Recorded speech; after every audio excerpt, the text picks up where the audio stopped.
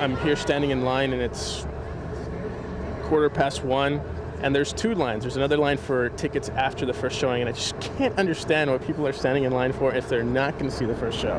Tickets go on sale in 5 minutes. I've never experienced anything like this before in my life. I don't think I ever will again, and that's why I'm here. It's just I had to be able to say that I was here. 1,200 tickets, please. Just 2. I'm a medical student. You know, I should be in bed, waking up, going to class this morning, but, you know, I'm dedicated. I want to see it. You know, I took it upon myself to be here all night, skip class today, you know, just to get tickets. Because, I mean, it means more to be there the first night. Saturday, Sunday, next week, it won't be the same.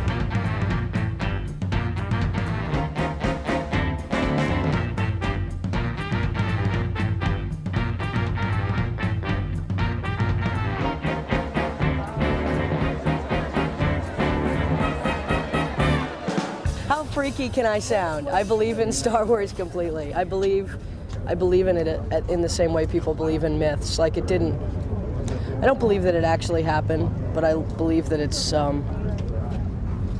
believe in it as a religious statement and as a parable of something that could have happened in a society that may well have once structured itself around something called the Force. It's the only thing I've ever seen that makes me completely believe it. I mean, I've dismissed the religions that I grew up with, and I ended up with Star Wars. Well, the Force is actually, it penetrates us and binds us. It brings all living things together, and it's here, man. I mean, look at this. This is the Force. You know, it's got all the elements of classical fairy tales or mythology. And so, you know, just like all the old fairy tales and myths used to be, everybody finds a place in it, and this is our postmodern fairy tale, and, you know, they all need something to cling on to, so that's why they're here. The thing that differentiates from Star Trek is that Trekkies, as well, I'm not saying every Trekkie, but a lot of Trekkies live for Star Trek, but everyone can take Star Wars with a pinch of salt, and it's just good fun, that's all. My name is Leia, and I have homeschooling, and I'm in process of writing a book. And you came here on opening day. You're seeing the first show here at Nancy Johnson Theater. Yes, all other appointments were canceled just to make sure that we were here. It took her about a year to write her book. She started when she was 11. She's created new worlds and new people, new characters, new worlds, all to coincide with the Star Wars theme. You should see my room. I have nothing but Star Wars books to do research on.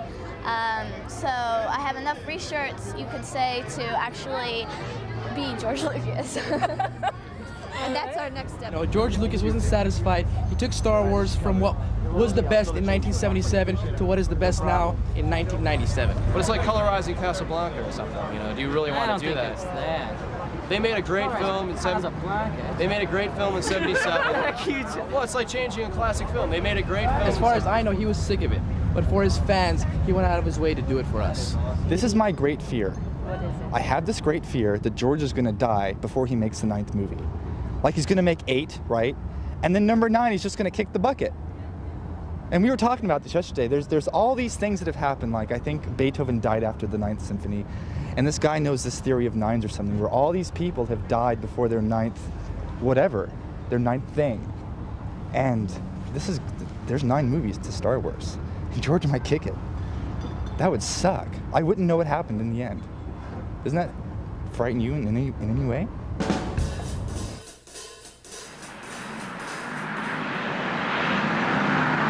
I think the most outrageous thing I've done is come out of a warm house, you know, with the idea that I would get a ticket, you know, within 45 minutes of starting time. Do you have any Star Wars fantasies? Princess Leia. Help me, Obi-Wan. You're my only hope. Help me, Obi-Wan. You're my only hope. It's actually one of the few films that makes me want to belong within the story. And I think that's what makes a top-notch film. You know, there were always the rumors of the prequels years and years ago, and I thought how cool it would be, you know, if they used me as the young Luke Skywalker. You know, every preteen's dream. I wanted to be Luke so bad that I wanted to dye my hair, but Mom didn't go for that one. And then you get older and then you get hard and you think, oh no, I wanted to be like Han, you know? Basically, I can't imagine a world where Star Wars didn't exist. You know, it's like I honestly think I can't think of a way, say, Ronald Reagan influenced my life the way, say, something Star Wars did, like Star Wars did. The Strategic Defense Initiative has been labeled Star Wars, but it isn't about war. It's about peace. And in that struggle, if you'll pardon my stealing a film line, the Force is with us. I was like little and he started calling everything Star Wars. I thought that, I don't know, that the government was like actually gonna go try and find Chewbacca or something like that. It was very confusing. Now, it's all passé. I guess, did they ever do it? Did they make it? Like, I thought it sounded cool at the time. It was like gonna be missiles in space and like shit like that. But the biggest influence it had on me was when I was like 19 or 18 years old, before I was legal, going to bars. I always tried to do the Jedi mind trick.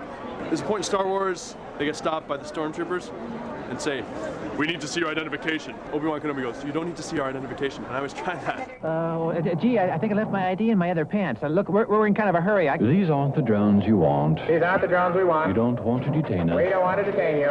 And you know what? Only one time did somebody actually know what I was doing. They were as big a dork as I was, and they actually knew what I was saying. And so did they let you in? No.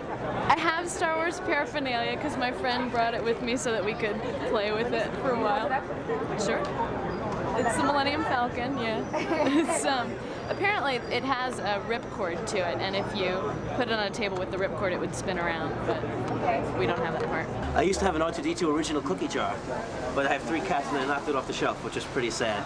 Yeah, I've got the old Death Star set up with the, the paper sides and the plastic turbo lift. I had the Planet Hoth, had all the action figures. I think my neighbor stole it. It's still a controversy in my family. So subsequently, I've been purchasing anything I can get on my hands on Star Wars, and I've never opened it out of the box. I still have everything. It's just completely in its box. I don't know. The box alone is worth $150. I got the videos in pan and scan versions, widescreen versions, THX versions, Laserdisc versions, TV version which had different takes in it. This is Luke Skywalker's jacket from the Empire Strikes Back, and it cost a lot. But the great thing is, though, it's actually a nice jacket, and my girlfriend still doesn't know that it's a Star Wars-related item, so I could keep, Oh, the posters. Oh man, I got the posters framed on a dry mount with black metal frame with glass. It's amazing. Have you ever dressed up as a Star Wars character? No, I mean, I'm not like one of those weird Trekkie guys that comes in. For Halloween or something. No. When I was a kid, I used to go into Newberry's and steal all the action figures back in New Jersey, and I used to go back the next day and steal all the weapons that I missed. And I used to stuff them in my socks. I used to stuff them. I know it's very unbefitting of a Jedi Knight to do something like that, but that's probably the craziest thing I've done was rip off Star Wars figures. I'm sorry, George Lucas. I didn't mean to bust into your profits, but dude, I needed Luke with the green lightsaber. I can't choose, so I wore them both. That was the best thing I could figure out.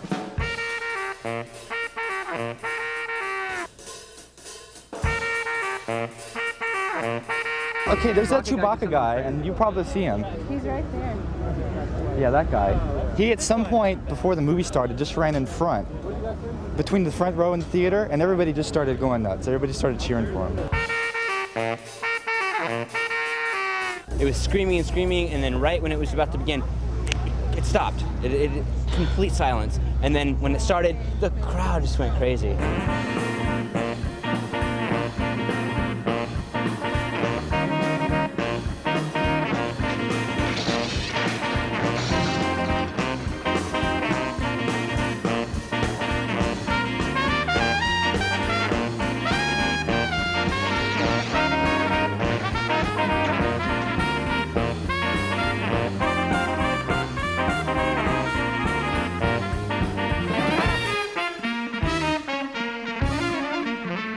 So my theory is, if you're old enough to have seen Star Wars in the theaters and you went, then you're Generation X. But if you didn't go, if you weren't old enough to go, if you weren't born yet, you're not in my generation.